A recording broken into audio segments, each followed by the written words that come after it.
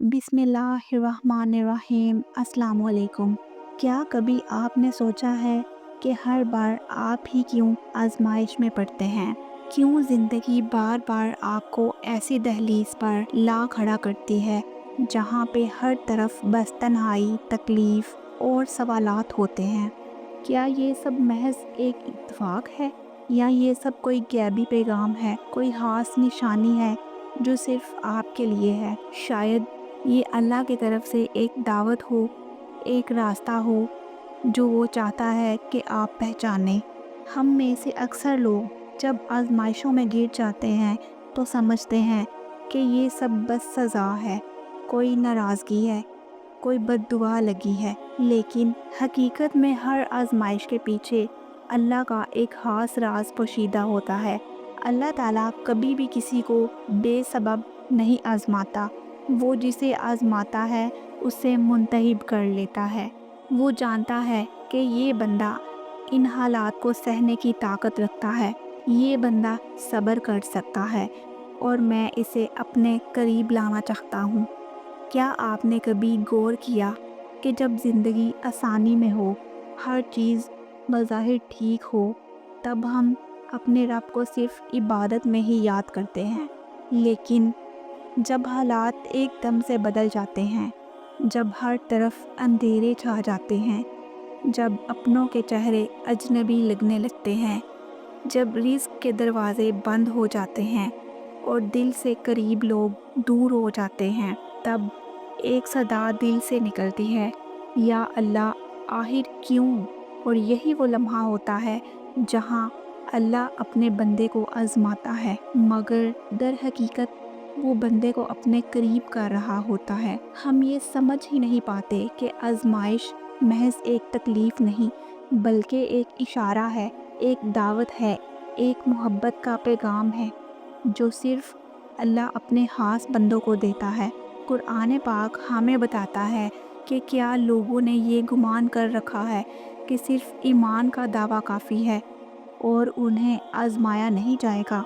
ये आयत बताती है कि आज़माइश ईमान का लाज़मी जुज़ है, इससे गुज़रना ही पड़ता है, इसमें साबित कदम रहना पड़ता है।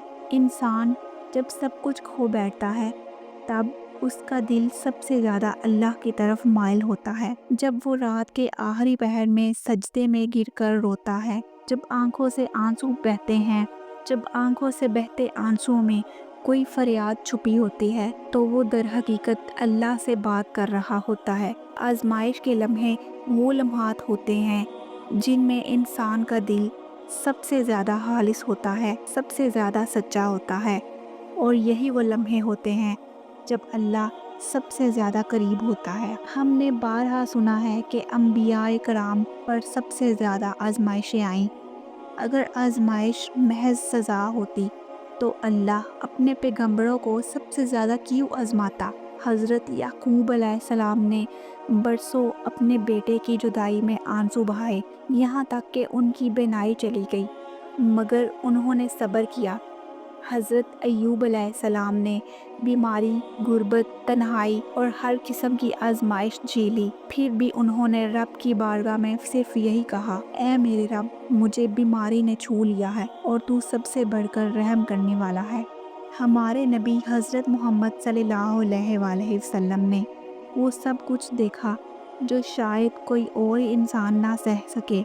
बेटे का जनाजा उठाया, ताइफ की गलियों में पत्थर खाए, हिजरत की, जंगें लड़ी, मगर ज़ुबान से कभी शिकायत नहीं की। सिर्फ इतना फरमाया, ए अल्लाह, अगर तू मुझसे नाराज़ नहीं तो मुझे किसी दुख की परवाह नहीं। ये होते हैं अल्लाह के महबूब बंदे जो आजमाइशों में बिखरते नहीं बल्कि निखर जाते हैं।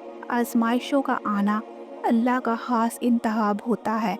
ये वो रास्ता होता है जो हमें बुलंदी की तरफ ले जाता है। जो तकलीफ़ हमें पहुंचती है वो अल्लाह के बड़े मंसूबे का एक हिस्सा हो सकती है। शायद वो हमें उस मुकाम तक ले जाना चाहता है जहां आम हालात में हम कभी ना पहुंच पाते। वो आजमाइश के ज़रिए हमें अपने करीब लाता है ताकि हम सिर्फ उसी के दर पर झुकें, सिर्फ उसी को पुकारें और उसी पर भरोसा रखें। हम अक्सर सोचते हैं कि हम कितने गुनाहगार हैं, शायद ہماری دعائیں رد ہو گئی ہیں، مگر اللہ کا طریقہ ایسا نہیں۔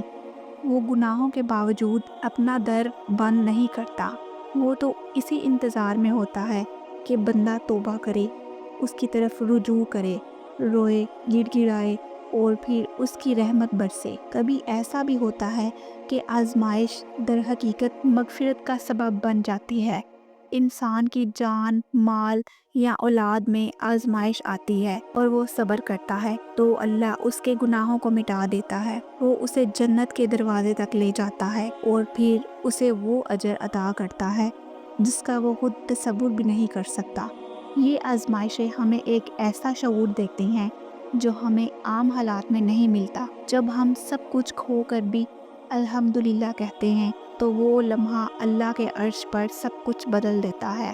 وہ لمحہ جب کوئی انسان ٹوٹ کر بس اتنا کہتا ہے کہ یا اللہ میں تیرے فیصلے پر راضی ہوں، وہ اللہ کے لیے اتنا محبوب ہو جاتا ہے کہ آسمان کے دروازے کھل جاتے ہیں۔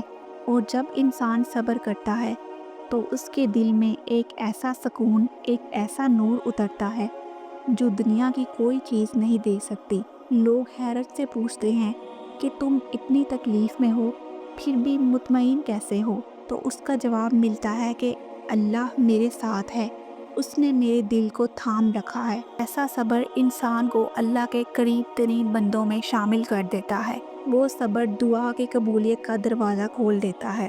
وہ صبر جنت کی ضمانت بن جاتا ہے۔ وہ صبر اللہ کی محبت کا راستہ ہے اور آخرکار وہی صبر انسان کو اس منزل تک پہنچاتا ہے جہاں اللہ کی خاص مدد اترتی ہے، جہاں وہ انعامات ملتے ہیں جن سے آنکھیں نم ہو جاتی ہیں، دل جھک جاتا ہے اور سجدے سکون بن جاتے ہیں۔